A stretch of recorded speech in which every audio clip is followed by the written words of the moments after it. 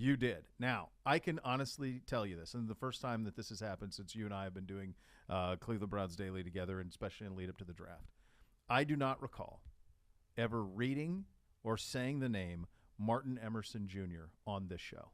No. That has never happened. No. So he was our first pick in the third round. I was thinking about that when you and I were texting on Friday, and I was thinking after and you were on the air till midnight or whatever, and I was long in bed by that point. But I was thinking, we, with the draft, since you and I have been doing this, because we have a lot of intel, like we're at the combine, we are in the building, like we talk to a lot of people. We have draft guests on consistently for months leading up to it. Inevitably, we have in every one of these shows leading up to this circled the wagons on a handful of guys who we have talked about. Sometimes we've nailed it exactly. Sometimes Andrew Berry would hit our wish list, and Dorse before that would hit our wish list exactly what we wanted. And this is the first time that I can recall. And by the way, some of these other guys we did mention. Sure. But not him. Not him at all. No, we've talked Bell, we've talked Perry and Winfrey, we talked Cade York. We did. It almost felt like Cade York was a certainty to get drafted by the Browns, and then when it actually happened, you're like, oh, wow, that one actually came through. But those are not at the beginning. In fact, Martin Emerson and Alex Wright is a name that we had not mentioned. Never said him either. Because it felt more likely as you looked at the way that the draft was going to unfold, and we talked about this on Friday, that it was going to be hard at 44 for the Browns to get the receiver they wanted. So we were focused on the edge rushers that would be available at 44 primarily. Primarily. Now, it turns out the Browns, I think there was a receiver that they would have taken right there at 44. I believe he went a lot earlier in the second round, Mr. Watson to Green Bay. And so once that happened, I think there may have been some other players that one would have been familiar or that would have been even a surprise to Browns fans that they would have stayed for at 44. They were all off the board. So they moved back, and they moved back all the way to 68, and that's where they get Martin Emerson. And you're going to end up ultimately, right, with Martin Emerson, Perry and Winfrey, and Cade York. That's your haul for what pick 44 was. And the draft is such an inexact science. 3 people. By the way, numerous mocks had the Browns taking Perry and Winfrey at 44. They had them taking him at 77. Like there was a lot of link between the Browns and Perry and Winfrey. Now, we had said all along, I don't think seeing them taking a defensive tackle at 44. It turns out they didn't, but they got him at 108. But yeah, Martin Emerson was an absolute surprise. He was somebody that they in this building are very excited about. Long, he was not targeted much in the SEC because he had people covered. He was a guy that had the highest coverage grade according to Pro Football Focus in the SEC. His last year, the year before that, I think he was second in the SEC. So this is a guy that can play cover 3, press man, cover 4, fits our scheme. I know that people are talking about moving him inside. He's an outside guy now with the trade of Troy Hill, which came later. Maybe, you're going to try to cross-train some people because we don't have a true quote-unquote nickel right now on the roster. But this guy was drafted to be outside and they think he's going to be very good. Yeah, I mean, you do have – Denzel can go anywhere. So you could do that if you want it. He's never done it, really. Right, but of course he could. Certainly more than – and Greg can feel like he'd be more than capable, and Greg would be more than capable. Yeah, I was talking to Mike Renner of PFF this morning about Emerson, and he said that, he probably – in terms of his skill, that defense wasn't the best for him, that they didn't take advantage of his skill. And this is an example of Andrew Berry playing a little bit of chess because as the pick comes in, then you find out about the Troy Hill trade, and then you start to do the math on just contractually where you're going to be in the secondary in the next couple of years, and then you say, okay, well, this makes some sense. But it just wasn't anything we discussed in leading into pick 44. No, and in fact, I thought, and even I think a lot of people internally thought that you would get a corner or a safety later in the draft, but not there. And it turned out that this was a guy that they really liked, MJ, and he goes by MJ Emerson, out of Mississippi State. So that did surprise me. I know that. I know it surprised you. It surprised both of us. But they're excited. Actually, we just talked with Joe Woods down in the cafe earlier today, the Browns defensive coordinator, and he was thrilled that I walked. I said, "You got the first pick," but I think we all thought it was going to be a defensive end going to your side of the ball. And he said, "We'll take. We got our guy." And that's what you find out. What you've come to find out is The guy they wanted, I'm sure there were defensive ends they would have taken at 44, but it was unlikely they would be there. They were not there, same as I said, the receiver there. So I think ultimately when we looked back at it, when we ranked it, I think we said edge, trade back, wide receiver were the three most likely, and it ended up being trade back because I just didn't think the receiver that they wanted would be there, and he was not. And I don't think that the edges they would have wanted to be there were there, clearly, and a lot of people wanted Ajabo. And listen, the Browns very much like David Ajabo. They didn't like him at 44. They didn't like they turned basically a guy who wouldn't play football this year into three guys. Yeah. And so I think that was their thought process. If it was later on, if he was there, sure. If he was at 68, could he have been in consideration? I think probably pretty likely. Yeah. But at that point, no. And so you get a corner, and Coach used it. Jeff Howard had told me this, and then Coach Stefanski used it in his presser, an old Mike Zimmer quote. How many corners do you need? One more. Yeah, right. And so they went out, and they get MJ Emerson. Now, the trade of Troy Hill, again, changes some things a little bit because now you don't have that true slot. You're going to have competition on the outside. I think Emerson and A.J. Green are going to compete with Greedy Williams to be outside right now in nickel situations with Greg Newsome going inside. And in your two corner situations, it's going to be Newsome and Denzel Ward, just as it was last year. But I don't think the Browns are done. I think that there will be, a veteran perhaps brought in in the nickel, just a pure nickel guy that'll be brought in at some point before this season. Well, and you're the business of the NFL picking up today. We have Honey Badger, and so you're starting to see and signings, no doubt. Cuts and signings over the course of this week, and it does feel like that there is. Boy, there's one. Mike Davis released by the. I thought for sure that guy would be a fantasy beast. Yeah, and then it became Cordero Patterson, which was one of the biggest shocks of all of fantasy football. So it does feel like there's like one more big week going to happen right now.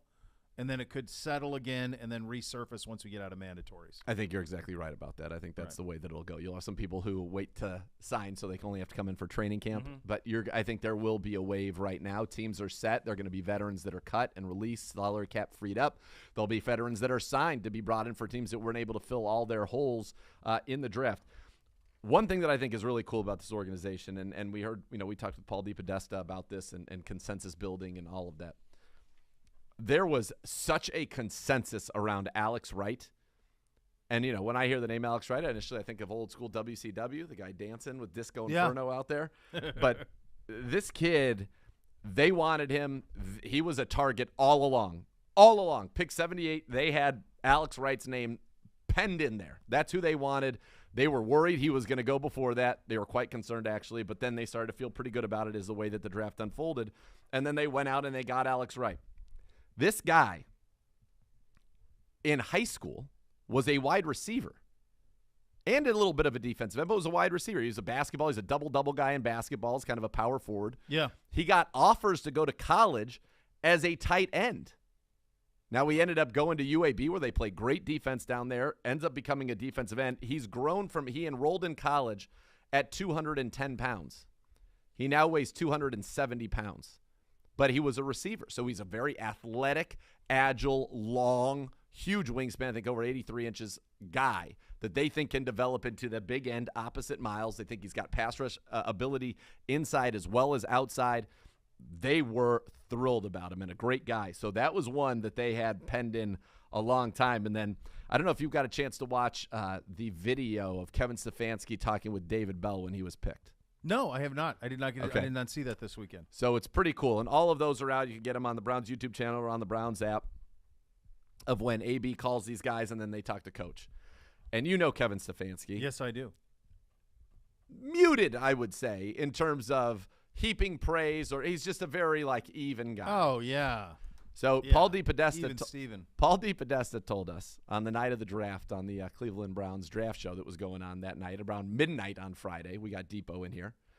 And after we had picked David Bell, which was, our last pick of the three that day, and he said, starting in the second round, Kevin Stefanski just started texting me, David Bell.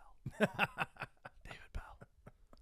So, and I knew that, so I had that context when I watched the video. And in the video, David Bell says to Kevin Stefanski, "Thank you for believing in me." Mm-hmm. And Coach's response was, "Oh, I believe in you," which to me is as much praise or positive energy you're going to get out of that guy. And said to me he was very much on board. And when we got a chance to talk with him after, I think it was maybe on Saturday, he is very excited about what David Bell brings to this organization. And you astutely pointed out, and I was parroting it and giving you full credit, of course. Like naturally, we would never steal each other's stuff. That would be never. absurd. Who would ever do such a thing? No. So juvenile. Really. Cruds. That's but then he dominated the best competition. Yeah, that was it. I can't remember if that was Wednesday or Thursday last week when we were talking about Bell. And, that's a league I pay a lot of attention to, obviously. And so he was somebody who stood out. And it was interesting because I was home for my obligations on Friday as that pick was coming in. And as we were ready to pick with David Bell at 99 in the third round, and I was waiting for that pick. Because that was our last one in the third, and then I could go to bed. No, we'll see it. That was past 11 o'clock. That's past my bedtime. So I'm waiting for us at 99, and I see my buddy Brian Hartline tweet out what he tweeted. Yeah, I knew we were coming, and I was thinking of all the other receivers that were in the mix. It was him or Shakur, but Shakur ended up going much later. Much later. And I'm not as familiar with Shakur. I mean, I never heard of him until we had Waldman on Friday. That wasn't anybody I discussed, but I knew David Bell. I knew what he was quite well and what he was capable of, and it just felt like, without the knowledge of Coach wanting him, it felt like a perfect fit for what we want. I mean, just uses his body well, tremendous hands, late separation, great route runner, big on big stage, big when the opponent is good. I look at those things, and I look at people who light up. If you light up Ohio State, Iowa, Michigan State, Michigan, Notre Dame, light them up. A couple of 200-yard games there. Yeah, 2 200-yard games there. He had one against Iowa. Iowa had the best defense in the Big Ten last year. He had, I think, 240 yards against Iowa. Yeah, on 11 catches. Yeah, good job out of you. And so that's the type of thing you start to notice. So I was thrilled when Bell's name was popped. That was pretty good. And while Waldman didn't mention him to us, Waldman's comp for him is DeAndre Hopkins, in terms of just being an incredible route runner in the intermediate game. Now, the Browns feel he can play outside or inside, and as we've talked about ad nauseum on this show, the Browns are going to become much more of an 11 personnel team now that Deshaun Watson is here, and we are a team that absolutely can throw the ball when we're going to throw it. And, by the way, good luck dealing with our running game when you're light in the box, which they are going to be. But they think Bell can come in and play inside and give you, another comp I've seen for Bell is Jarvis Landry. Yeah. And just tremendous at using his body, separating. He's quicker rather than fast, per se. People were worried about that time, but his 10-yard splits are actually very good. So he's a guy that I think is going to be able to make a lot of plays for this team, and he catches everything. And that's the kind of guy that becomes a quarterback's best friend, and I think he has an opportunity to be very productive in this offense. And, again, those first 3 picks, and that goes to show you with Emerson what a vault this place is. Alex Wright, what a vault this place is. You never heard anything about the Browns in either one of those guys, and those were the top 2 picks in this draft. David Bell, a nice pick, and then Perion Winfrey. I mean, pure joy. I mean, the most electric post-draft press conference I've ever heard in my life, and then he came on with us, and it was just, I was having a blast. We had a great time. I mean, so we saw Mike, the Miz, do the pick on Friday, and I just thought, like, if Winfrey, whenever this is over, if he ever so should choose, tomorrow. No doubt. I mean, there was some Clubber Lang in there. It was everything you want. There was some Harlem Heat for those fans of the old WCW tag team of Booker T and Stevie Ray. I mean, it had it all. 100% concentrate, no pulp. I mean, I didn't even need coffee. Everything about it. We're coming here. I'm coming to hunt. We're going to come in here to kill people. It's over. Yeah, it's awesome. It was great. And he was linked. He was linked here. York certainly was linked here. Bell, we didn't. We brought him up, I think, for the first time last week as we were just trying to look at receivers.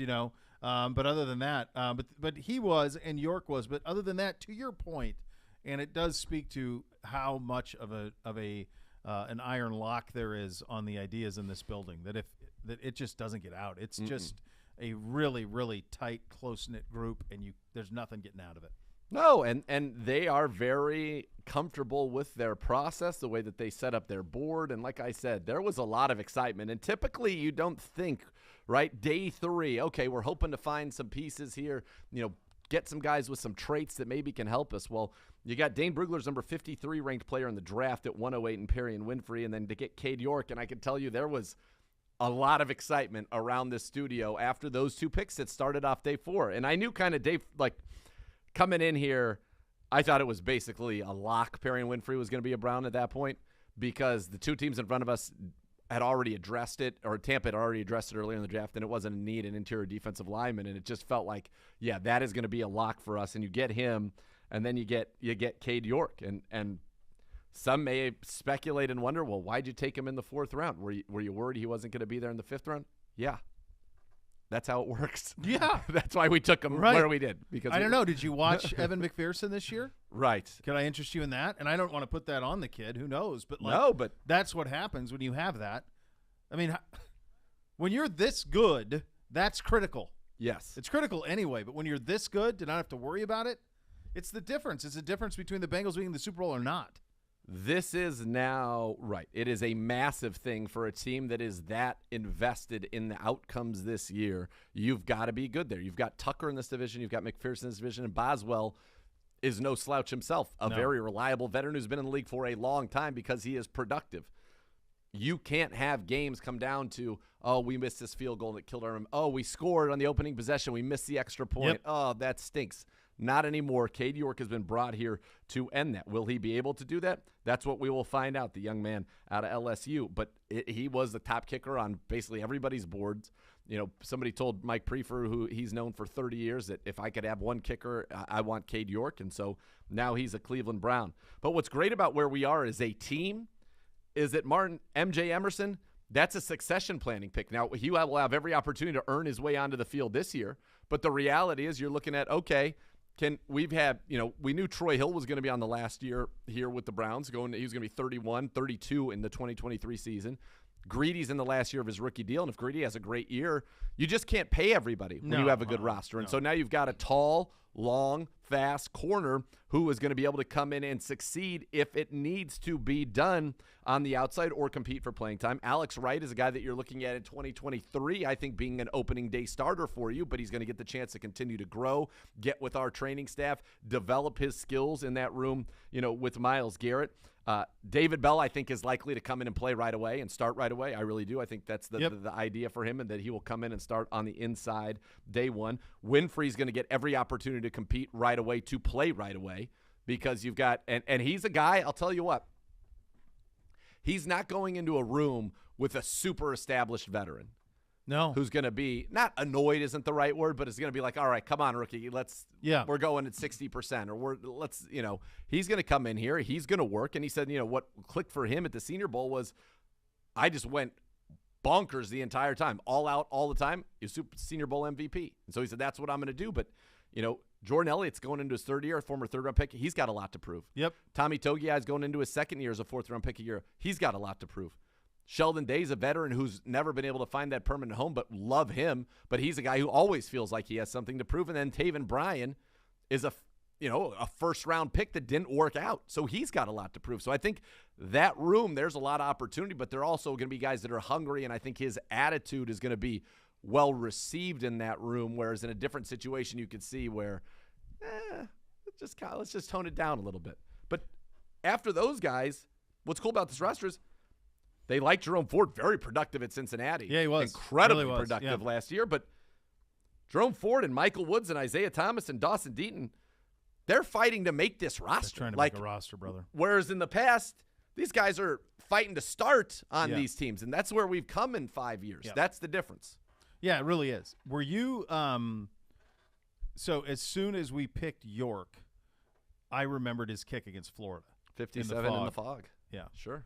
As soon as that, I remember that was a couple years ago. Yeah. Right. Yeah. Probably 2 years ago. I think it wasn't last year. I think it was 20. And it wasn't in the national championship year. It would have been 20. Yeah. And he had a 57-yarder in the fog to beat him, and Florida was 6th at the time. I want to say. Yeah. It was kind of a season-saving win for LSU. Everything had gone wrong after winning the national title in 19. Everything was going wrong, and they were down in the swamp playing in the fog, and he had a 57-yarder to win it. And knock off a Kyle Trask-led Florida team. So that was that's a clutch kick, man. Like you think about the stage that kid has kicked on. You think of the kicks he had to make as they made the run to the national title in 19. You think about kicking in front of 120,000, 105,000, 110,000 consistently that he had to do at LSU. This is different because, and hopefully you get in touch with Phil Dawson, and you have a little chat about how to kick at the barn because that's required. Because it's different. But I think his natural leg talent is something we haven't had in a very long time. I think you're exactly right. 15 kicks of 50 yards that he made in his career there at LSU. And so, he can handle it. And he said, actually, that Mike Prefer is going to connect him with Phil Dawson. There you go. It's a nice thing. And at some point, you hope to get to the point where we don't have to keep bringing that up because that means we've got a kicker of consequence. And you're right. And the only way to do that is to make him. Otherwise, that's the way that it goes. But it was a very interesting weekend. It was an interesting weekend around the league. By the way, today begins phase 2 of the offseason workout. So what does that mean for the people? That means that they are allowed to get out there and, no helmets, nothing like that, but get out there and throw, routes on air, do some 7-on-7 stuff on air, not against the opponents, anything like that. But, just to go out there and put some offense and even some full offensive team on air. No helmets, as I said, but just kind of get some work in. It's awesome. It is awesome. Getting closer to that mandatory mini camp at the end of the month. So you have that to look forward to, as we all do, as we are now into May. Hard to believe. Be sure to catch the Browns Draft Review Show presented by Bud Light tonight, 7 to 8 on the University Hospital's Cleveland Browns Radio Network. Coach Jim Donovan will join Ken and Z tonight for that. Who are we most excited about in this draft? Some other winners and losers around the division. You'll hear from the Brain Trust here with AB, Depot, and Stefanski. That's coming up. Winners and losers around the league. We will play that interview for you guys if you missed it over the weekend of Perry and Winfrey. Unbelievable. It is straight gold. We'll check in on how everybody else in the division is. Unfortunately, also really good, especially for the other two teams that are going to be, I think, at the top of this division. But we're off and running here on a Monday edition of Cleveland Browns Daily, 850 ESPN Cleveland.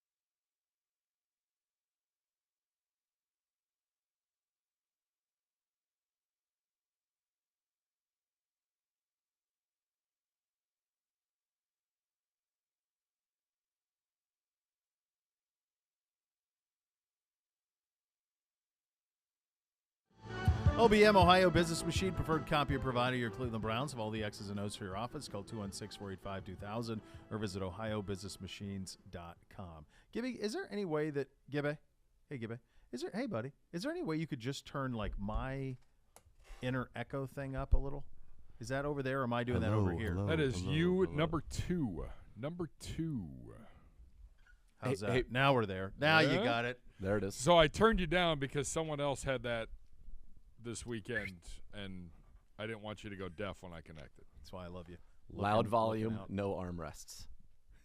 No armrests and loud volume. That's what he likes. Young for loud volume, too. Young. I had that conversation with my wife. We were at dinner last night with the boys, and Peyton, our oldest Black Cobra, was asking me a question. I kept saying, what? I'm sorry, what? I can't hear you. And I said, it occurs to me that I have had earbuds in my ear for 20 years. TV and radio. Probably not going to end well. No, I feel like how could it? That's why I like to oftentimes I like to go like if you notice I do that, I like to go one. Yeah, sometimes I'll do like a one ski. Yeah. Let it breathe. Let it breathe a little bit because you feel like you become dependent on it, right? Yeah, it is a lot. The amplification is required. By the way, may I just say to you, sure, anything you like, that this quarter zip Lulu cobalt blue, or maybe it's a gray blue, I don't even know what color I would call it, hoodie thing that you have on is spectacular. You like that? You like that all right? I do like it. Why, thank you. Yeah. I like it quite a bit. Yeah. I'm going to go in search of that. Yeah. Shortly. Oh, it's a Peter Millar. Yeah. Oh, I thought that's Lulu's logo on the. Oh, I could see now. I see it's the crown of Peter Millar. All right, I'll go. Yeah. I'll have to go search that out. Yeah. It kind of felt like kind of what I need, and I also want to just wear it golfing so somebody can say you can't wear a hoodie. And then you're like, no, it's Peter actually Millar. I can. Yeah. It's fine. Same with my FootJoy hoodie. It's gonna be the same. Yeah, exactly. It's all gonna work out. So before we get into all these fun things, I do have to say, please tell you one thing that happened to me yesterday, and I want to know if either of you've ever heard of this. All right, go ahead. So it was actually nice enough to be outside for a little bit yesterday. So there were windows, right? There were a few windows. Some windows, yeah. So we went outside and we played euchre on the deck with the Beautiful. kids. Great, having a great time, having a little Sancerre. It was really a delight.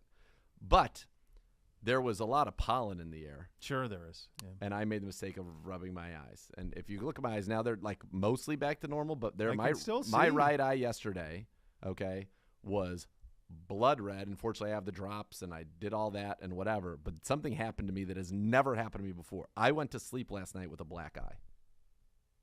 And I looked it up. Like it's called this around like or the whole or under, this? the whole under looked black. like I had been punched in the face. In the eye, more specifically. And I looked it up. There's a thing, it's called an allergic shiner, which has so it's not your blood vessels didn't break, so it's not but something happens there. So I had to put I was wearing an eye mask last night. I had steroid cream on there to try to sort out. And it looks mostly okay now, but I still notice it. But it was freaky, man.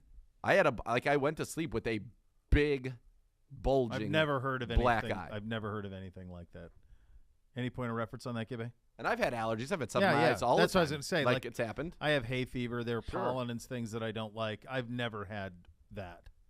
Yeah, so I was pretty scared. So if you Google it, allergic shiner, it shows up. Dark circles under the eyes caused by congestion of the nose and sinus usually shows dark, shadowy pigments that resemble bruises. They get the name because allergies cause them, and there's a periorbital hyperpigmentation that happens. So there you go. No, I would not have had that. I was freaked out. I don't blame you. It's pretty wild. I was like, I can't go into work tomorrow with a black eye. I mean, it would have been we got a fun bit. Sure. As long as you were okay. Did you ever have any vision decrease, or did that stay? Just when it first happened, and it was really bad before I got the drops in there. My eye, it looked like I'd been stung by a bee. Boy, it's funny. I didn't notice the pollen this weekend. It had to be. We were playing cards on the table. There must have been pollen, a bunch of pollen on the table, even though we had, Yeah. Accumulation, yeah. And I just noticed must have put it right in my eye. Pollen yesterday, starting to on the car. Okay. There was a slight little green tint, and I'm like, here we go. Here we go. Yeah. So there were 4 different downpours yesterday. Correct. Yes. One of them ran our card game off. Yeah. You felt 2 drops, and we're like, let's go. And by the time we were halfway up the stairs, they were bucket-sized drops. I had a pallet of mulch, 65 bags of mulch. I was unloading in the middle of one of those. Oh, Gibby. It's great. Gibby. Oh. No rest for the Gibby. Jeez. Yeah, we ended up getting all of the lacrosse in, but it was all the first game was entirely in the rain. God bless them though; they didn't call it. Like they played like because their kids let them. It was 60 degrees, like it was fine. Yeah. So we played one in the rain, and then we dodged it the other two, and it was fine. Got it all in. How's Bootsy with a weapon in his hand? Watched him at a practice last Thursday, and a kid is like running ahead of him as they're like conditioning, and I see it. It's almost like in slow mo because I'm aware of his act, and I see him just go slow mo, just boom, right on the kid's head, and I go, so I get him and I said, "What are you doing?" He goes, "I didn't do anything." So the thing that I'm doing with him now, as opposed to real truth, is now I just say, "You, sir, are a liar." You're a liar. And what did he say back to that? Don't call me that, Dad. And I said, "No, you're a liar. I witnessed it. You, sir, are a liar." Your Bootsy voice is one of my favorite things. Yeah. I absolutely love it. He's really he had himself a great time. So yeah, he did it. Now he claims that he was provoked. I don't know. But again, that's not. We can't lash back out. So I see. Rule number 1: don't be the guy that don't be the one who gets caught. That's right. You know, giving the payback. Yeah. It's weird because I see Bootsy in lacrosse is going one of two ways. He's either going to be like Luka, like a Euro, just super skilled, weaving a little bit of a finesse game and scoring, or he's going to be Bill Laimbeer and just start attacking people. Yeah, it's in the middle. Right now it could go either way. I think the decision on his path is right on that razor blade. And both sides are doable. Just tell him it's a lot more fun to beat Luka than That's Laimbeer. what I said. I'm like, you just stay the skill, buddy. Yeah, stay skilled. You don't want to get into that other world. Yeah. It's a world nobody needs Thuggery. to get into. Thuggery. I would also say this. So you texted me about Ozark. Just hold on, relax. I had others talk about it. No, we didn't. Oh, we didn't. And it comes to the first time I've been ahead of you in a show in a like long time. Years. I know it. I have a ton of anxiety right now about this because it's being wrecked on social. I'm like trying to find settings to like turn off the words because they dropped all of the episodes Friday. So all weekend I had no time for it. I thought maybe last night I could get it in. Wasn't able to. Smoked. So like I'm at the point now where I told the blonde, I said it's entirely in play that we're watching 6 hours of TV tonight. They just knock this thing out. And it goes back to the bigger issue, whereas these last 6 episodes should have been released weekly, one at a time. Yes. Instead of the whole lot of them. Yes. Because people don't have lives, and so they can watch 6 hours. Yeah, not you. No, there's no way. I mean, I did 100 hours of draft coverage this week. Yeah, how so could I expect what are you going to do? Yeah. So how many episodes have you seen? 2. Okay. So I should be able to get caught up. We did 2 last night. So I was like so into it. I did one. We did one with apps. And then I finished cooking, and then we did another one post-dinner. Yeah, see, I got kids. I can't watch it with the kids. So, I mean, I got to wait till they go to bed. So that gives me a 9:15 to 11:15 window. So theoretically tonight I can get through episodes 1 and 2 tonight. By the way, let me just drop something on your head here real quickly that I thought was fun. Nothing about Ozark. Okay. Don't worry, no spoilers. All I will say is that I was leaning forward the entire time. That's how I know I'm fully engaged with something. I am. Yep. All in. I mean, it just picks up as you would imagine. Yeah. As it ended very tensely, it begins right there and it goes right after it. So on Saturday night, Arden had requested we do pot sticker night. So we do pot sticker night. We buy the wontons, make the filling ourselves, fill them up. Use a little cornstarch in water, and that ends up being the food glue. And so we made a batch of 30 pot stickers. 15 came out. What great. A girl! 15 did not. She's an all-time girl, though. She's the best. Pot sticker night. God bless her. That's excellent. Pot sticker night. It is excellent. They're of course. Phenomenal. No one's lost having a pot sticker ever. Of course, I want a restaurant of nothing but pot stickers. What's inside? Let your imagination run wild. You can have anything you want. You want a pot sticker al pastor? Sure, why not? We'll do that here. What's stopping you? Want some Will prime your rib in son eat that? No. Can you put noodles inside a pot sticker? Maybe. Now we're talking. Noodles inside of noodles? Maybe. That actually. I'll ask him.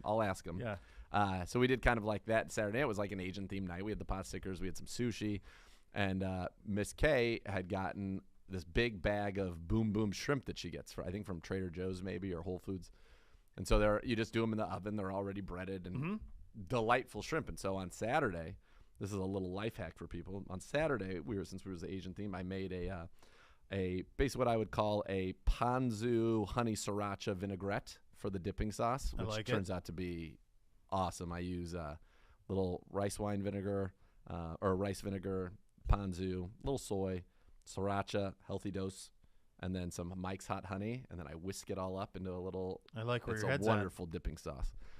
But then we had some of the shrimp left over. But last night we did some lamb chops. We did some cauliflower steaks on the grill, which were amazing. Yep. Some ravioli, and then we wanted to have this. We had the rest of the shrimp, and I'm like, let's have these as an app.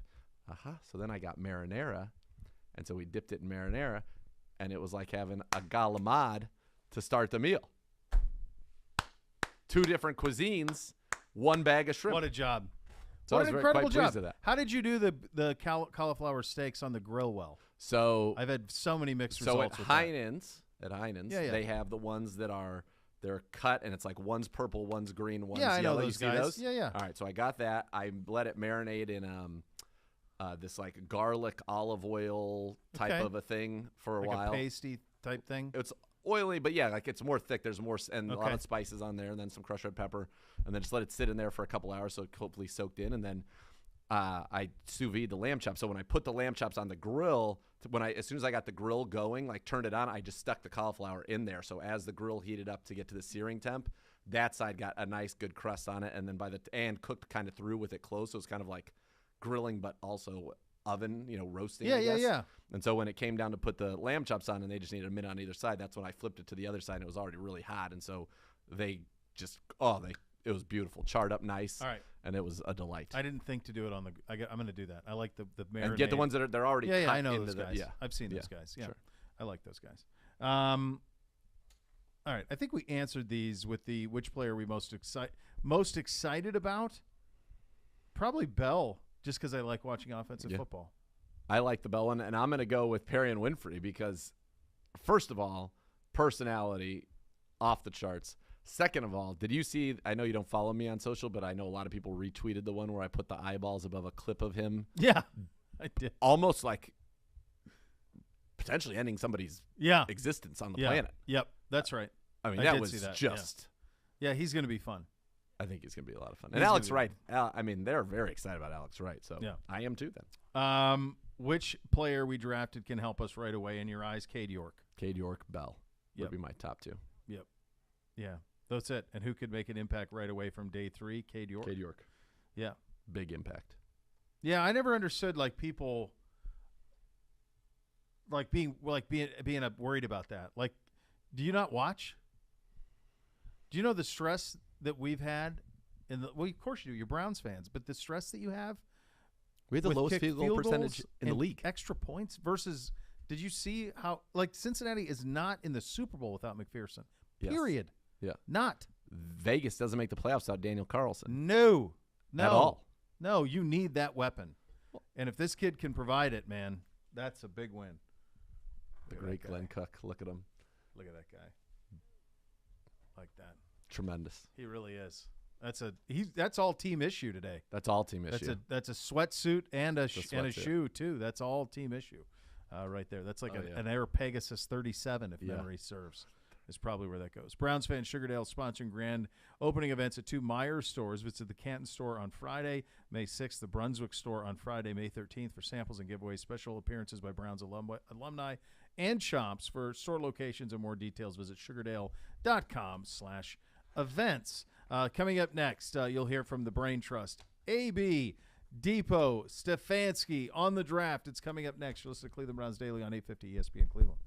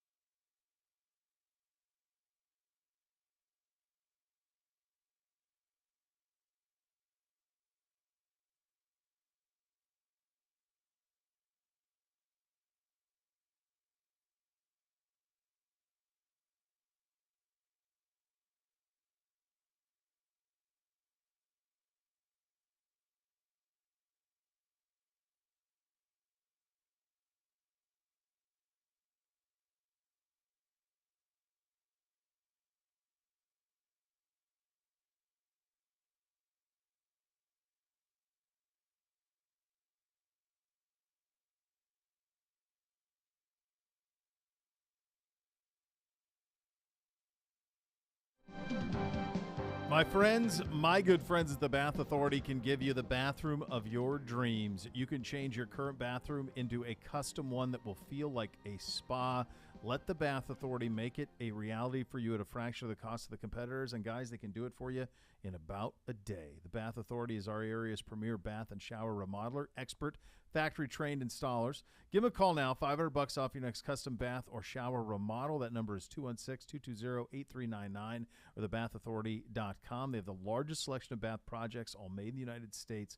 You can change your bathroom from outdated to outstanding. You want to do a tub-to-shower conversion, they can do that for you. Superior products and expert installers. Give them a call now for $500 off that next custom bath or shower remodel at 216-220-8399 or go to thebathauthority.com. And now from late Saturday, some of the highlights from our brain trust and a lot of big brains here. AB, Depot, and Coach Stefanski. Let's have a listen.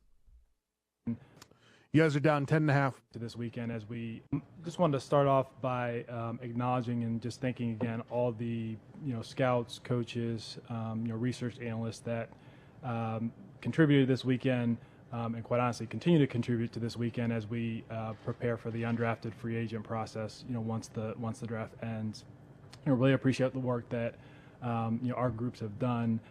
We always view this weekend as a chance to add young talent to the roster. We're certainly excited about the individuals that we've added over the course of 3 days. We're also very happy about the additional draft resources both this year and next year that we were able to accumulate over the course of the weekend. But the reality of it is we still don't play till September. There's still work to do on the roster. We'll take after we go through the undrafted free agent process, we'll take a quick breather and then really get right back on the saddle, because there are still areas that we can fortify and add competition before camp, and that'll really be our mindset moving forward. So with that, I'll open up for questions. Running here or biking? Probably running. Did you check all the boxes you wanted to, Andrew? You said there's still a work in progress and other things you want to do, but did you get done what you wanted to? Yeah, I would tell you, Tom, I've probably never been a part of a draft where you literally accomplish everything that you want. There are always, whether it's opportunities or players or some other facet that either it doesn't go your way or maybe it's a bit ambitious. So we're really pleased with how we're coming out of the weekend, but the reality is no roster's perfect. Our roster isn't perfect, and we're going to continue to look for opportunities to improve it. Did you get the sense that if you didn't take Cade York with that fourth round pick that he'd be gone by the time you came up again? Yeah, we certainly thought that was a possibility. You saw that little specialist run in the fourth round. When kicker, and I think it was either 2 or 3 punters that went off shortly afterwards. Realize that's a little high for where kickers typically go, but we do think that he's an excellent prospect and has a chance to be a good kicker for a long time. Considered how he changes strategy with that kind of a leg? Yeah, I think you take all that into account, Tom, and I want to give Cade a chance to get on campus here and get to work with the coaches and those type of things. But obviously, when you're making in-game decisions, you're taking everything into account. You, even just in watching some of Winfrey's highlights and watching the senior ball, were you pretty surprised that you were able to get him where you did, considering some people had second-round grades on him? Yeah, we did think that he went later than what we would have assumed. We were happy that he was there. We think he's a really good fit, in our scheme as a upfield gap shooting 3 tech, and obviously he's as low energy as they come, right? So we're excited to get him here. You have a lot of ends right now. Is Clowney still in the picture? We will continue to keep our thumb on the pulse of all the veteran markets. I wouldn't comment on a specific player, but we think highly of JD, and like I said, we'll take our breath tomorrow, and we'll be back at it with roster building next week. At which point did you become committed to seeking the best kicker in the draft? Was it watching the playoffs? Was it after your season, or during the draft process? Honestly, Tony, kicker has been a spot that we've monitored for several drafts. Having a specialist on a rookie deal, a young high potential specialist on a rookie deal, is something that's valuable and important to us. but just like with anything, the value and just the the opportunity cost of when you're considering that player, is important.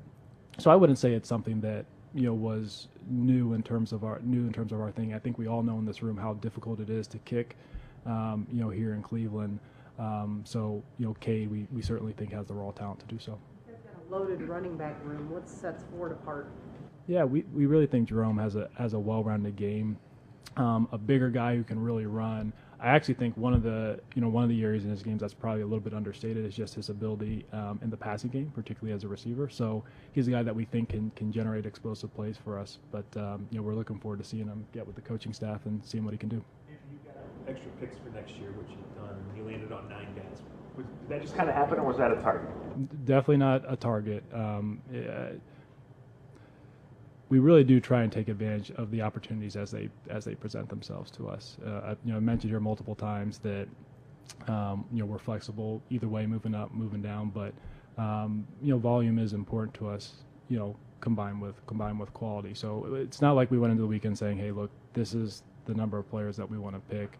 We just felt like between the prospects who were on the board and the trade opportunities that came to us, it was the right decision at specific spots. Obviously, go ahead, Tom. Go ahead, Dan. Okay. We've asked you about Cade, but you guys also signed a punter, signed a return guy. Just how big of a priority was it this offseason to get those 3 areas? It was a big priority for us this offseason, Dan, to make sure that we had added some competition and talent to the kicking game. I think that's something that coming out of last year that we thought we could make improvements, and we're certainly excited about some of the individuals that we've added to the roster. Maybe a little broader than that question, but this is the 3rd year for this regime picking players. Does it feel like it's a lot different from 3 years ago as far as the roster feels more established? Maybe you went into it not feeling like you had to address as many holes. Well, say 3 years ago we were doing it from home, so in that sense it feels a lot different. But I think I talked about this a little bit last night on the radio. Years ago we were drafting rookies so they could come play on our team because we had holes on our team. We wanted to get to a point where we were drafting players that were going to have to compete for any kind of playing time at all, and I think that's where we've gotten to now. So. We weren't really drafting for need necessarily in these last couple days. We were drafting for best player for the most part, and these guys are going to have to come in and compete. There have been some questions about depth in different rooms. Hey, those are first world problems, right? That's what we wanted to try to create. It's what we've been trying to create for years. So in that sense, it feels different than it did once upon a time. But I think we've felt that building over the last couple of years. To the receiver room a little bit.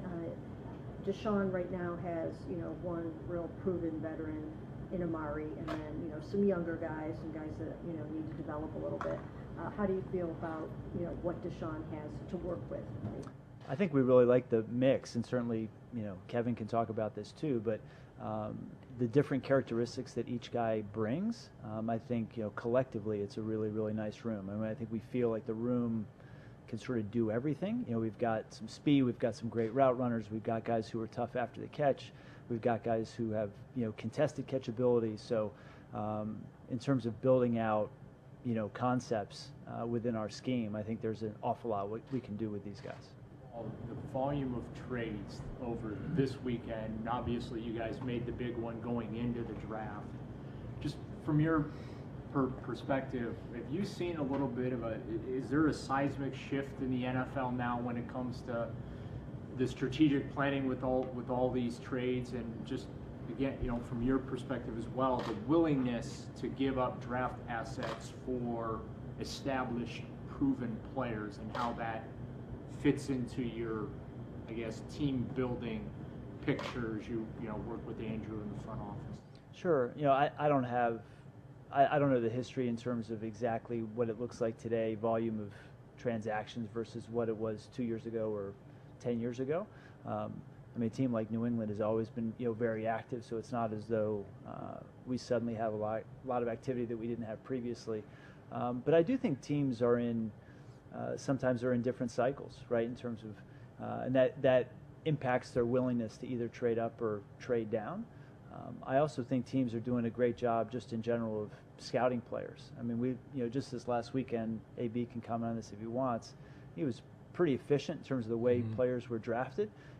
I would say 5-6 years ago, you get past maybe the first 50 picks and it just goes in lots of different directions. You're surprised at different guys who get taken in different slots. But this year it was a lot of really good players getting taken in really good slots. Very, very few players were sliding through, to later rounds that would surprise you. So in that sense, I think teams have gotten very good at it, and they're being aggressive when they go see something. Or if they don't have something, they're happy trading back.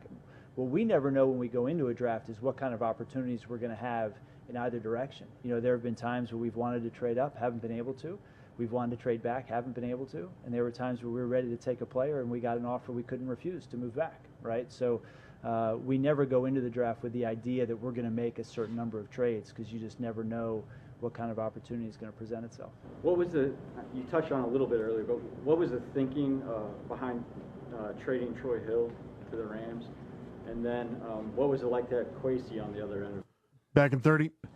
So just with Troy, it just felt like it was a good opportunity for us. It was a position that we felt like we had depth. We thought that the value was appropriate, for us, and really it was just as simple as that. Came together relatively quickly. In terms of Kwesi, that was a fun one. I will be honest. We had a couple discussions. We probably had maybe 3 or 4 separate discussions throughout the weekend about a couple trades. So it was finally nice to actually execute one with him. But that was good. You're up. You're selling a home with Howard Hanna Real Estate Services, always a winning strategy. If you plan to make a move this season, they're going to have you covered. At Howard Hanna, every day is game day. Visit howardhanna.com/GoBrowns today for more. We'll hit you with the winners and losers around the league coming up next. You're listening to Cleveland Browns Daily on 850 ESPN Cleveland.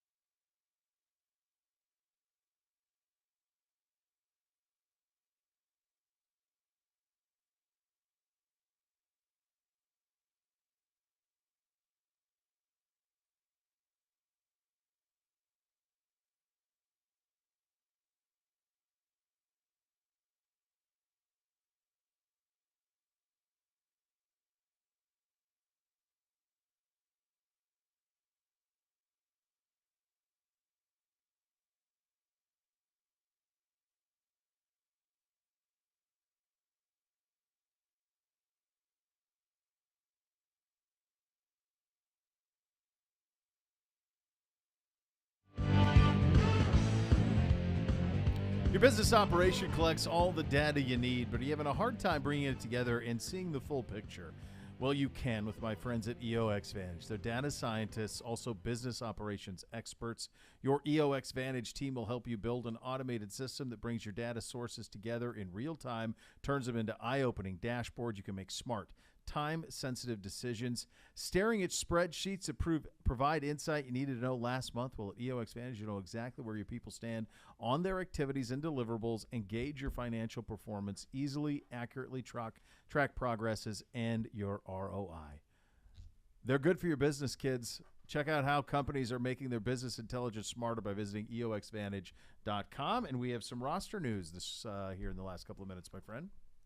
We do. The Browns have released, or they have waived, I should say, kicker Chris Blewett and kicker Chase McLaughlin. Blewett appeared in 2 games with Washington in 2021 before joining the Browns practice squad prior to Week 17. McLaughlin appeared in 16 games last season, connecting on 15 of 21 field goal attempts and 36 of 37 PATs. And, of course, their futures with the Browns seemed cloudy at best once the team selected Cade York in the 4th round, which is nice. No kicker competition. We don't have to be charting the stuff day in and day out. Cade York is the kicker for the Cleveland Browns. Yeah, and that's what his resume and where he is drafted would get you to that end pretty quickly. And so it's done, and so we look forward to that going as we go. I also have this to look forward to. I see from the great Jeff here in the building that apparently we're hiring a radio podcast intern. That's real, Gibbe? We are. We're looking for a Stevie? We are. Wow. Stevie! The budget gods have granted me an intern. This is exciting. So there is, like, remuneration? Do you think anybody would apply to be our Stevie? Like, to me, when you do will you do the interviews? Right? Oh, yeah. Will we not be involved? I mean, I think maybe we should do the final ones on the air. Ooh, I like that. I like the idea when we get to the final four. The 3 of us in a dark room and a spotlight on the kid. Yep. And then peppering with questions. That's what I think needs to happen. Yeah. And if they don't get the jokes, then out. Gone. Know the show. You better know the show. You would best. Yeah. Yeah. You better First be things familiar. first. That's when I was in charge of the intern program at ESPN Cleveland. Yep. I was like, tell me 2 radio hosts right off the get-go. You were either in or you were out. That's critical. If you don't know the radio station that you're then going you can't to work come. for or the company. That's it. Or if you don't take the time to know them. Yeah. I can't help you. Yep. I agree. I like that. I like that a lot. By the way, happy 50th birthday to The Rock today. May 2nd, 1972, born in Hayward, California, my hometown, believe it or not. Come on. They were on the road at the time. And, yeah, that's how he opens his autobiography with that story. So he was born in Hayward, California. Same as me. I saw him this weekend harvesting the Terramana. Getting that amped up. What a beast. He is. He really unreal. is. It's unbelievable. 50. At what point is he – have we reached – is he the best – is he the most fit, jacked 50-year-old ever? Yeah, I mean, I think it's in play because you have with science and diet and what we know about fitness and health, like the Hoff will give him a run for his money when he gets the time he's 50. The only other person I'd even consider, and I don't know what he was on or what he was taking, but would be Arnold. Arnold is that's been the path, the Arnold path. What did Arnold look like at 50, though? Well, I don't know what movie would he have, what age does that put him? How old's Arnold now? I don't know, but I think we have to. You also have to retroactively judge Arnold from the standpoint of science wasn't what it is. From a diet standpoint, you weren't as wise. Pumping and iron he was good. Just is an unbelievable. Okay, film. so Arnold's 74. Okay, so 98. Do I have that right? Did I do that math right in my head? Yeah. Let's see what I'd best be able to do this based on the movies. Yeah, what was he doing in 1998? End of Days. Give me another one. Didn't see it. I'm The looking Sixth at Arnold Day. through the years from 2 through 7. So Give he's me way another past one. his prime right there. He is. He's clearly past his prime in 1998. I was hoping that we would, but I might not have the. Like when was Kindergarten Cop? Oh, that wouldn't have been. No.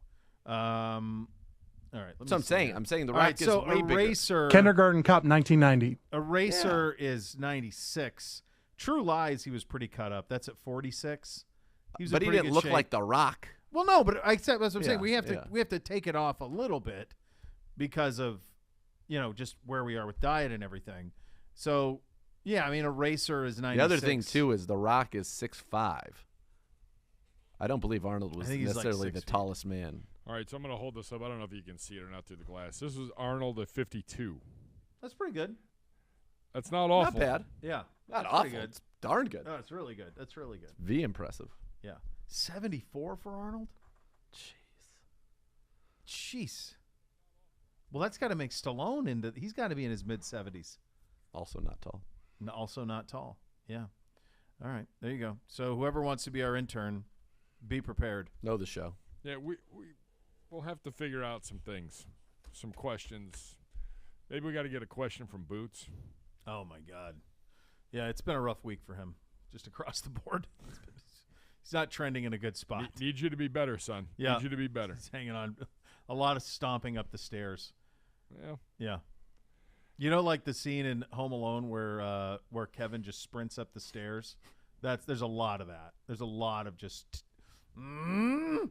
sprinting up the stairs. I have a shirt. It's also a magnet. Might also be a sign in my house. The beatings will continue until morale improves. Until morale improves. That's how that goes. Yeah. Then when he gets up there, he hides. Like he hides behind a door or something. I'm like, what are you doing? One of my kids did that once. She did it enough times that I just went one day and ripped the door off the hinges and put it in the garage. And I said, well, guess you're not going to have any freedom. Guess you won't have that. Jeez. Get amazing. Well, oh God. She was doing things she wasn't supposed to. This is what happens. Right. Yeah. It's the way that goes. There are rules. Then you will have no privacy. Yes, it's a society where there are rules you have to follow. Yes. Not everywhere. That's the way. No, as you showed me in the break. That was stunning. All right, we have some winners and losers, Gibby. Yeah, I put together a little bit of fun. I like it. Give me a team from the AFC and a team from the NFC that won this weekend's NFL draft, taking the Browns out of it. Ravens, sadly, and I think the Lions. I think the Lions got 2 of the top 6 or 7 players in this draft. And I think when you're trying to rebuild a roster and you get, most people had Hutchinson number 1 overall, and Jamison Williams, if healthy, would have been the first receiver. And some people thought he would run the fastest 40 ever at the Combine. So, to me, that's a home run. I'm going to go with the New York Jets. Sauce Gardner, Garrett Wilson, Jermaine Johnson, Breece Hall, Jeremy Ruckert. I mean, pretty good. Pretty good haul. They got I know that on a lot of boards they got the top corner, top receiver, top running back, and like a top 5 edge, all in one draft. So I would say that was pretty good. And then the other one for me, NFC. The NFC, Philadelphia Eagles. You get Jordan Davis out of Georgia. You end up getting Nakobe Dean, who I think is going to be a steal in the 3rd round. That was crazy. There was the kid from Montana State, Troy Anderson, went ahead of him. Nakobe Dean was the best defensive player. He was the most important defensive player at Georgia. They had like 12 guys drafted off their defense. That's right. 15 total picks. Oh, yeah, and they also got A.J. Brown. Yeah. Up next, guys, what quarterback ended up in the best situation? Pickett in Pittsburgh, Ritter in Atlanta, Malik Willis in Tennessee, Matt Corral in Carolina, or Sam Howell in Washington? Bishop, Willis, right? I feel like Willis. Stable organization. Doesn't have to play. Sit behind Tannehill. And has an opportunity to be, in a couple of years, the potential, at least it feels like, to be amongst the top quarterbacks in his division. Indianapolis has Matt Ryan, who will not be around forever. Houston right now has Davis Mills. Jacksonville, Trevor Lawrence, who had a negative first year because of the Urban experience, but is likely to be the best quarterback in the division, or at least that's what he was drafted to be, certainly.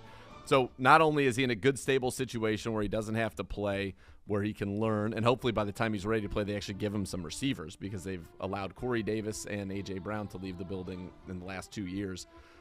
I like that situation where no pressure to play, can learn. Tannehill's a pro's pro.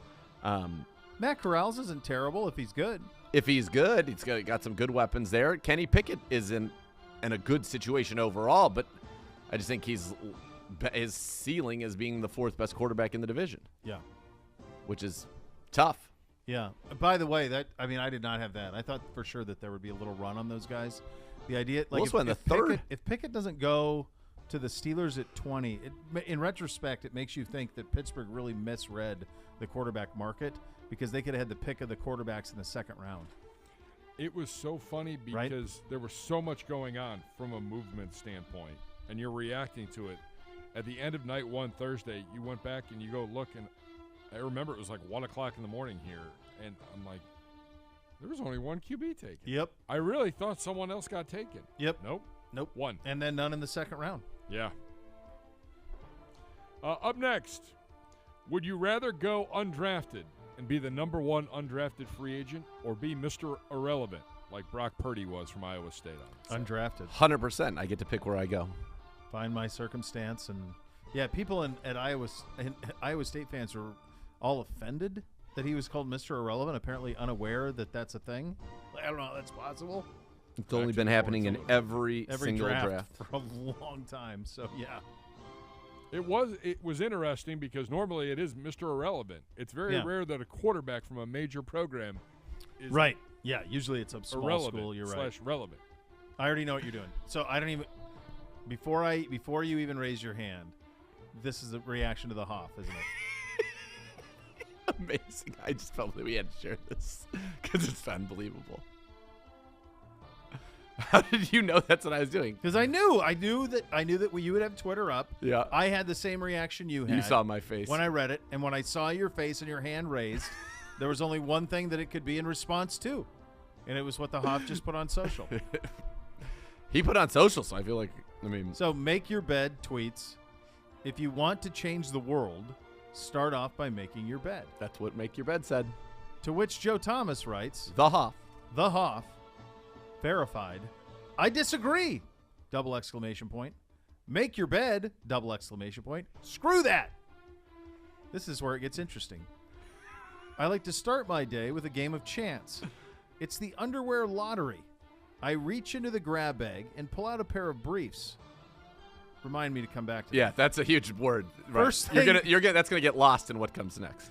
First thing in the AM, some are holy, some are tight, some are stained, some are perfect. If it's a nice pair, I've already started my day with a jackpot feeling. If it's a crappy pair, that will ruin my day.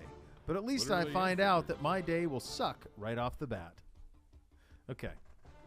We need to get him on here in the next 10 minutes. Yes. To discuss the brief part of this, the fact that he has stained and ruined underwear. It's still in the circulation. Why are they in the circulation? Sir, you are a millionaire. Yes. And what are we doing? Like maybe boxer briefs. It's got to be boxer briefs. There's no way he's walking around in briefs at this day and age. There's a better technology. Yeah, boxer briefs. Clearly. Yeah. So, I would say I have 20 pair that are all been purchased within the last year and a half. 15 to 20 that are in. You got to, As soon as there's any cycle through. And it needs to be, for me, it's always a sporty brands boxer brief. That's what I like. So I like it to have that material. Yeah. And we go through. And Tommy John's also very good. I have quite a few Tommy Johns. I'm a Sunspell and a Tommy John. Tommy John's great. Yeah, Sunspell are my guys. But that's. This is. I almost fell. Such an attention getter. I almost fell out of my chair. I think we need him. He responded. I tweeted him. I said, "Your tweets have won the day," and he loved that. Yeah. Stand by. Stand by. Yeah. Is he coming on? Yeah. Let's go. Let's go. Just stall for me for a second. I don't even need to. I love that I just raised my hand and was laughing. Get a bill for this, and it's gonna be great. Almost crying, and that you were like, I know exactly. I know exactly what. As soon as I saw your face, there's only one thing that would elicit that response. There's so many questions I have. There's so much to dissect here in just a 2-tweet. In just what? A few hundred characters. By the way, the original tweet was tweeted 17 hours ago. What? The original that he's responding to. Responding to is 17 hours. He went back to back right at 2:13 and then #deep thoughted it, which I thought was a tremendous way to cap it off. I just love that if he pulls a crappy pair, instead of saying that's it. I don't know what that means, by the way. Let's not get into that. Well, it'd be very easy to just replace. So that's out. Right. And then All I'm going to good get a pair. good one. Instead, he's saying my days sucks. He's ruined. It's done. I got him. He's on. It's done. Hoff. Clarity. Hoff. We need clarity. Hoff. What an unbelievable What an series unbelievable- of tweets. Oh, those were my deep thoughts from Vegas over the weekend, and I had to send them out to the people. They needed to hear this because this baloney malarkey that you're supposed to make your bed first thing in the morning and supposed to lead to a great day is just rubbish. I hate making my bed. It's the worst, most unproductive thing on the face of the earth. Because the very first thing I have to do when I'm tired and all I want to do is go to bed is I have to unmake my bed. I have to go backwards and go back to where I started the entire horrible day from. But Hoff, in your tweet, I feel like I could solve your whole day by just always having a nice pair of drawers for you, bud. Like you have means, Hoff. We could get you. You're too smart for me. I just think a whole fleet once of you great pull underwear. a bad pair, it's out right into the garbage. Oh, why didn't I think of that in the first place? 15 years as a sponsored Under Armour athlete, and I don't have nice pairs of underwear. And I still Under pull Armour out makes that pair, great I'm boxer going, briefs. I've got a ton of them. Yes. I don't know why I still have them, but I pull them out. I'm like, crappy. Another stained pair that doesn't fit, but I'm going to have to wear them the whole day. I love that you're compelled. Once you pull it, it's like you have no choice. No It choice. is like it is so. It is so. Like you must wear that pair. Well, it's part of the roulette game. Like if you're able to go back to the grab bag and pick a new one out, like you lose that jackpot feeling that you get when you pull out the perfect pair. But right? So you have to have the misery in order to have the joy. The pure joy, the CBD pure joy. You got to know what it's like to be down, baby, to appreciate what it's like to be up. That's what it is. Okay. All right. That's right.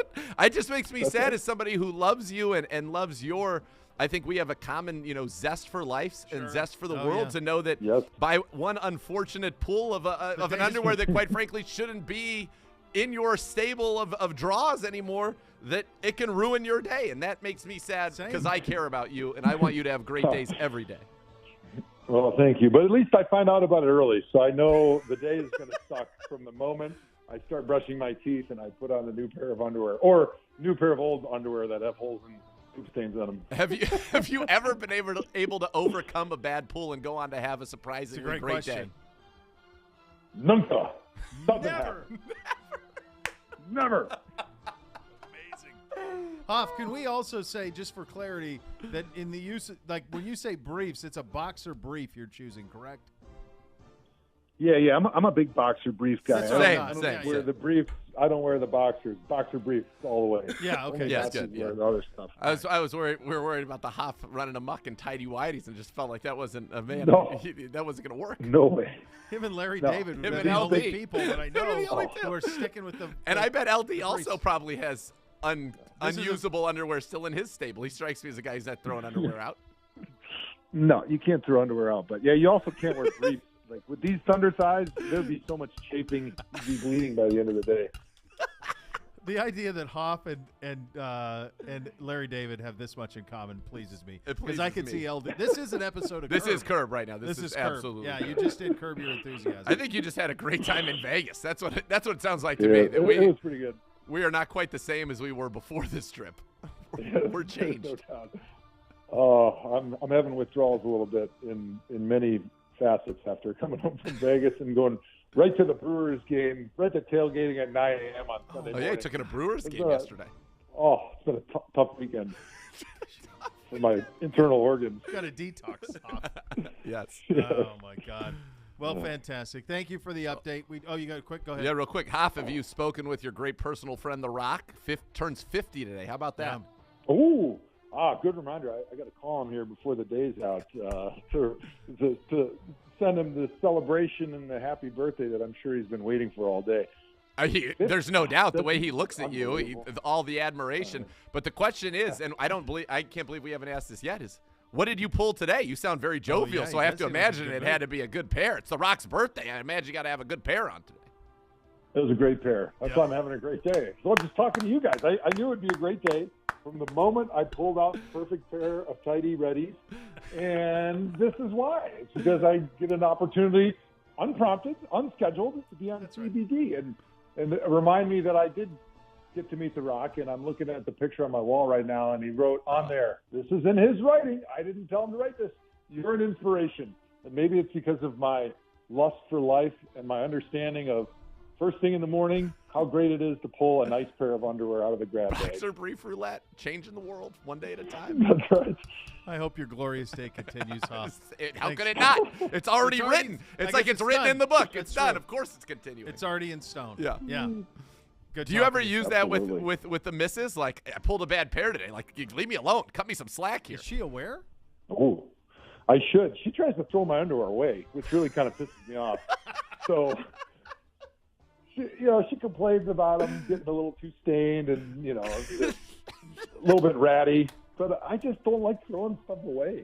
I'm not really a hoarder, but when it comes to clothes, I just have a hard time getting rid of it, even underwear. Yeah, it's played a special, I'm sure at some point, it was part of a great day. Like, at one point, it was a great pull. It was a good pull. Yeah. And then it's a great point. They were good soldiers for you. The memories. Think about it. All like the great days that you can think back that you had with those pair. You don't want to get rid of them. And what are you going to do? You can't put them in a frame, put them on your wall. Maybe you just want to keep wearing them and reminding yourselves of the greatness that you had together. What a tag team you were. Emotion to inanimate objects is amazing. It's amazing. I love it so much. Oh, God. Thanks for jumping on, buddy. And thank you for Thanks, providing guys. us some joy. We love you. What a day. What a time to be alive. That was remarkable. That entire thing was remarkable. And this is the only show in the world where that's happening. That's you can bet your butt. That ain't Yes. The Hoff will. He will. Elk and Elk, serious lawyers, serious injuries. Call 1-800-ELK Ohio for a free case review. Elk and Elk is a proud partner. Like, I really think the next level should be next. Like, that's it. That's it. That's as good as it's going to get. Get ready, fellas. You're listening to Cleveland Browns Daily on 850 ESPN Cleveland.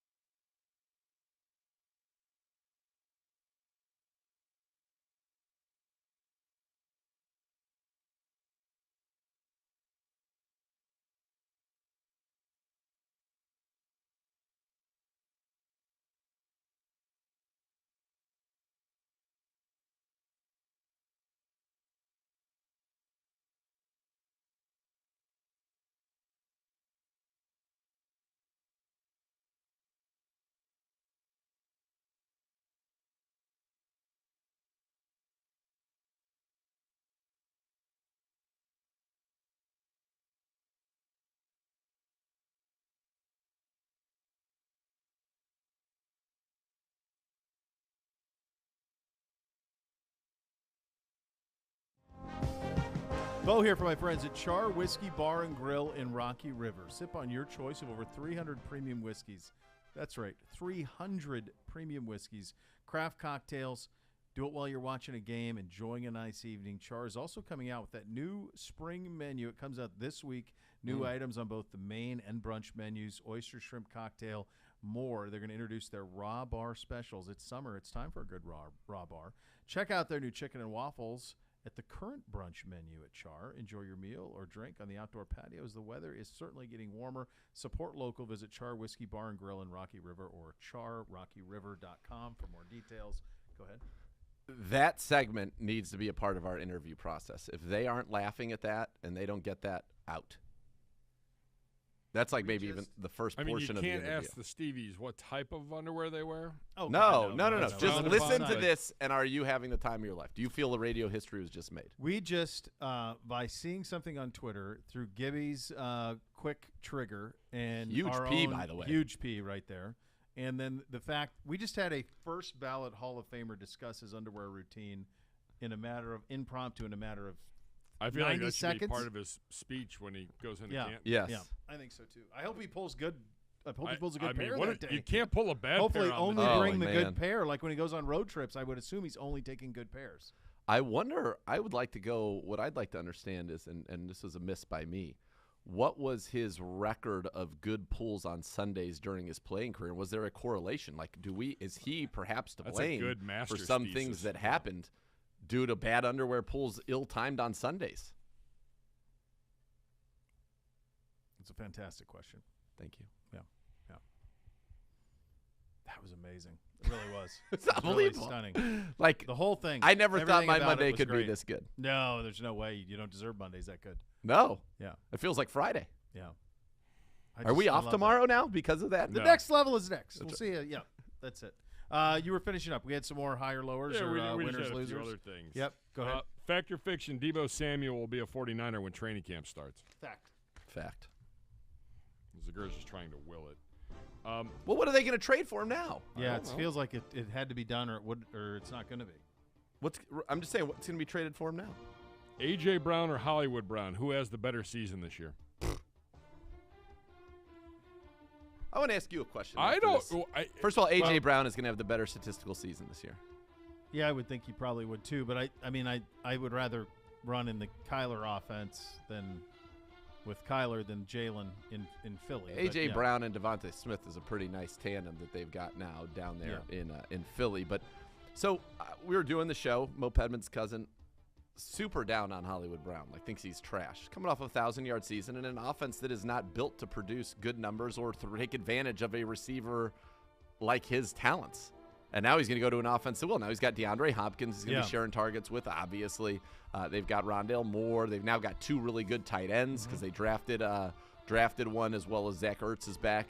But Kingsbury will screw it up. You asked, I can tell you just from talking to players on our team and coaches on our team, he was somebody that you had to account for because his speed is scary. So you're familiar with the F1 driver Lewis Hamilton? Okay, so one of my heart of F1 drivers. If you took maybe not. If you took Lewis Hamilton and you put him in a 1972 AMC Pacer, yeah, do you think that you would see all that he's capable of? In fact, he'd request a trade from that team so he could go to a team that Can I runs drive a Ferrari or in his case a Mercedes that runs Formula One Can cars. we do that? Yeah, maybe we ought to do that, and let's see what I'm capable of here. I'm not saying that Hollywood Brown. Yes, he's been a little bit of a disappointment, but I don't know how you could judge. It's the same thing's going to happen to Justin Fields on a much worse level. Yep. Like they are going to wreck that kid in Chicago. They have no talent around him. None. Why? It's one of the worst rosters I've ever seen. Why? Offensively. I have so no idea. Mean. It's negligent. And that's a worst case of what happened with Hollywood Brown in Baltimore. So I don't think he's been some sort of sensation, but he's been plenty good considering the offense they run and the quarterbacks that And how about the fact that he and Lamar were actually very close? Now, Kyler Murray's one of his top 4 friends. That's what they've said, top 4 friends. Top 4? They both said that. They said that he's one of my top 4 friends. Really? Yeah. So if Fab 5, they could sell somebody else to get in there back in the day, the glorious days. But do you think this factors into the Ravens conversation at all and how they feel about Lamar? You have a receiver that was homegrown that you drafted said, I can't play here anymore. And he handled it like a pro. Shout out to Hollywood Brown. You never heard about this. Nothing. And he requested a trade at the end of the season. He didn't make it public. He just said, look. And to them. Right. Because they didn't get loud with it either. He said, look, this isn't the system for me. Like, I'm wasting away in this system, which is valid. It's also the reason why they haven't been able to land any big free agent wide receivers. Yep. And so does that become a complicating factor? And that's why I think, again, Philly, I keep throwing out there, makes a lot of sense because they've got Devontae Smith on a rookie deal now, and they've got A.J. Brown. So they're locked in for years. Now, do they become unhappy, though? Could he possibly support 2 wide receivers? I don't know. But I think that's something that they, as part of this evaluative process, look, we can't get wide receivers to come play here. We can draft them, but we had a guy who after 3 years is already like, please get me out of here. Yeah, they're out. Yeah. It's a good point. Which Buckeye wide receiver is in a better position to succeed this season? Wilson in New York or Olave in New Orleans? I think they're both do fine. Maybe Olave. I feel like we know Jameis can throw the ball. Yeah, I mean, I don't know we don't know about Wilson. Either, neither, or both are with their respective teams 1 year from now. Jalen Hurts, Tua Tagovailoa. Neither. I feel like more likely Hurts, but I think I'm going to go neither. Agreed. I feel like they're both in positions where they are being set up to be replaced. Mm-hmm. Just a couple quick moves before we go to break. Honey Badger to the Saints. The Bears release Nick Foles. Steelers decline the 5th-year option on Devin Bush. So one of the things that was underreported part of the 2020 CBA is that 5th-year options became fully guaranteed. And so we saw the Raiders, by the way, not a great draft, decline the 5th-year options on all 3 of their first-round picks from that year. Oh, my God, really? Including Josh Jacobs. Cleveland Farrell, and Abraham. Clifton Abraham? Jonathan Abraham, yeah. Oh, my gosh.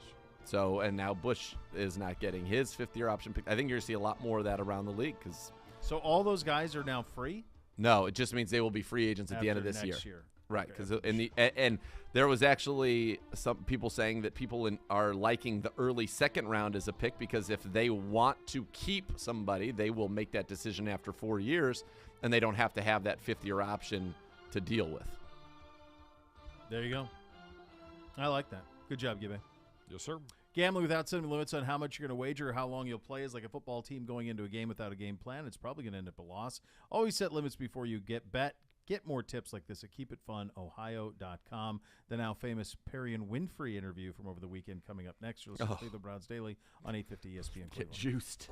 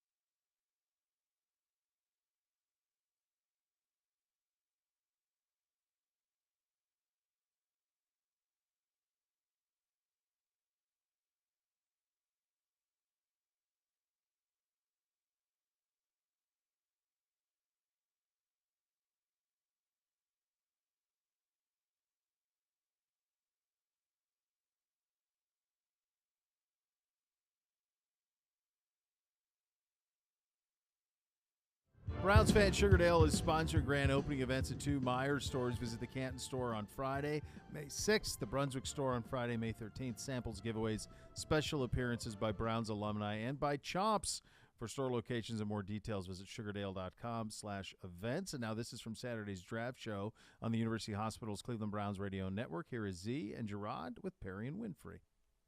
Right now, you're down. Coming in, a man who's got me fired up. I'm ready to go. Perry and Winfrey, the defensive tackle out of Oklahoma. But now, forget that. Perry and Winfrey, the dog, is with us here. Gibbs, you there? All right. Maybe he is that way. I get me all hyped up.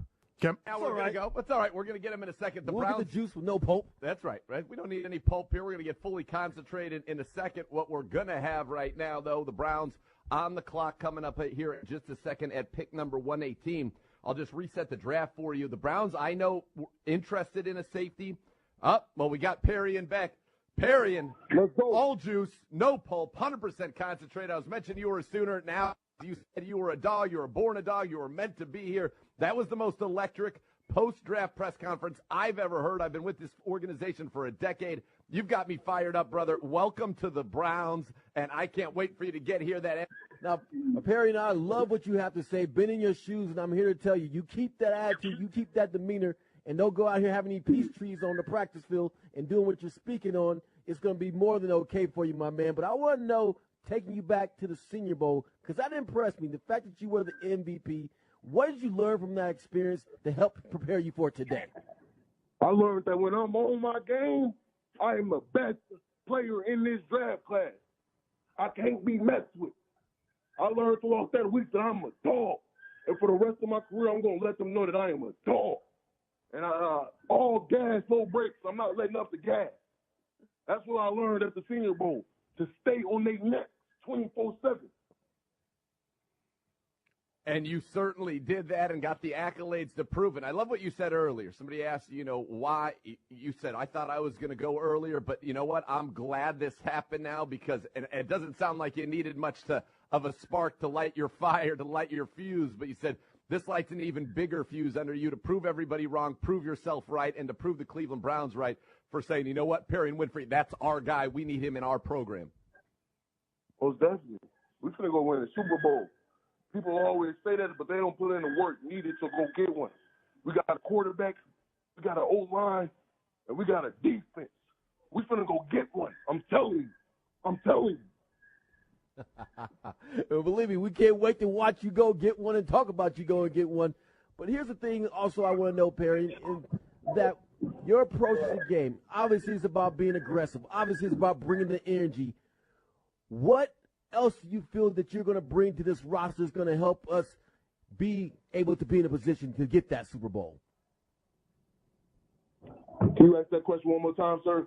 What are you going to bring to the table, my man, to help us in this pursuit of the Super Bowl? A dog mentality. Day in and day out, I'm going to be pushing my teammates to be the best version of themselves every single day. Day in and day out, not only do I want my teammates to hold me accountable, but I will be holding every one of my teammates accountable because we all have the same common goal. And in order to reach that goal, we got to put in work, and that's what we're going to do.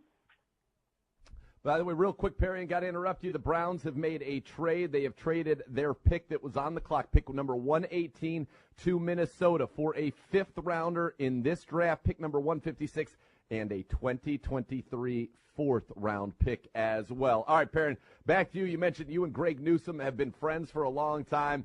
I can tell you, Greg, we love him here. He definitely doesn't have the outspoken energy that you have, but I know he puts in the work, and he has been an absolute stud so far here. He's embraced Cleveland. Cleveland has embraced him. I can tell you for a fact, Cleveland will embrace you with the mentality that you have put on display already here today. But talk about that relationship, and has he reached out to you already? You guys already getting fired up about getting to play together?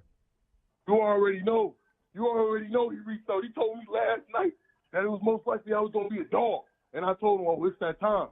That's been my boy for a while, since high school. We've been going at it since high school. And now we get the chance to be on the same squad. Oh, it's over with. It's over with. I love this mentality about you. You said a dog, and that's what you said. Your parents were dogs. You were born a dog. Did you know, like, going into this draft, did you feel like it was pretty likely that you were going to end up a Cleveland Brown? I didn't think going into this draft I was going to end up a Cleveland Brown, to be honest with you, sir. I didn't talk to the Cleveland Browns for real. I never really got on the Zoom with the Cleveland Browns, but the Browns picked me up. And for that, I will forever be grateful. And Perrin, you have mentioned about your family and what you have gone through and the struggles and coming from nothing and building up to something. Talk more on that, my man, and how you're going to represent that and what that means to you. Right, I come from nothing, so I'm not one of those guys that's going to come in satisfied. Every single day I'm going in, giving it my all, because there was times where I didn't have the opportunity to be able to do the things I am now. So I would never take my opportunity for granted. Day in and day out, I will be the last one leaving the facility. I'm giving my all every single day. Even on days when I don't feel like giving it my all, I will give it my all for the person who couldn't give it their all. I love that, and you're going to put in the work, and let me tell you something. You walk around this building, you talk to your head coach, Kevin Stefanski, you're going to talk to your defensive line coach, Chris Kiffin, you're going to talk to your defensive coordinator, Joe Woods. The word you're going to see around this building more than any other where you're going to be operating in the player area is the word work. And you came right out and said it. You are all about that work. You're going to get the opportunity to put that in, and you have an opportunity on this football team to make an immediate impact right there. You're going to get every opportunity to compete. That's how they do it here, and the best players will be on the field, and I know you believe in your heart that will be you. What will it mean to be able to come in and make an impact for a team, as you talked about, with big aspirations, go to a Super Bowl, be on a defensive line with number 95, Myles Garrett? It will mean the world to me to be able to play with Myles Garrett. We're going to dominate offensive lines. We're going to make offensive lines feared before the game, watching the film like, damn, I got to go against them next week. You so do. It's going to be a movie every week with me and my brothers on that defense. The dog pound is back. I'm telling you. Yeah. Well, believe me, my man, you got us fired up over here, and with that in mind, we understand you got to work hard. You got to pay the price. You got to do all those things necessary to get the job done. And you're speaking on it. You're verbally committing to it. And when you do get here, finally to Cleveland, have you just thought about it? You have actually in a spot where you're achieving your childhood dream. Have you had a moment? Because I know you're fired up. You just woke up. I heard you say it. But what does it feel like to know that you're finally going to be in a spot to do what you've imagined doing since childhood? Right. It's a blessing. I give all the praise to the Lord. Without the Lord, none of this would be possible. I give anything and everything to the Lord. I'm just grateful to be in this position, and I'm grateful to just be a dog. And it's time to go to work. I haven't really got a chance to sit down and reflect. My phone been buzzing ever since. But once I sit down, I won't sit down again because it's time to work. You're going to get on that plane. You're going to roll right in here into Berea, and I know you are going to get to work. There's no doubt about that. But one thing I've heard is that you're a big fan of Hollywood, of the Halloween movies, Michael Myers, horror movies, and it sounds like you're going to be a horror movie for offensive linemen here in the AFC North and around the league. It's one of those. I'm telling you, it's about to be a movie. It's about to be a movie. 30. I'm feeling like LeBron James in the fourth quarter. Let's get to work. Yes, well, Perrion, first of all, and this is the most important thing, a dream came true for you today, and I could not be happier for you. I can't wait to meet you in person. I can't wait to see you get here on this field. So thank you so much for joining us. Congratulations on being drafted in the NFL, and most importantly, congratulations on becoming a dog for the Cleveland Browns. You already know. Appreciate you for having me. Let's go. You're up. That's unreal. It's unbelievable. The guy, he's it's incredible. Unreal. Let's go. I'm fired up. Your skills as an orator and panache for the dramatic that can come with promos with him, that's all I want. I want that to happen at some point within the next month. I'm sure we will do something. That's all I want. I want it. I feel like it has to happen. Be sure to catch the Browns Draft Review Show presented by Bud Light, 7 to 8 o'clock tonight. University Hospital's Cleveland Browns Radio Network. Kevin Stefanski will join, as will the voice of the Browns, Jim Donovan. Ken and Z will wrap it all up tonight. I mean, you got you got the Hoff on the drawers. What a show! I mean, we at 1:45. I was thinking, man, we crushed this show. I was thinking all of a sudden the second hour. Hold my beer. Hold, please. The next level is next. Thanks for listening, everybody. Cleveland Browns Daily, 850 ESPN Cleveland.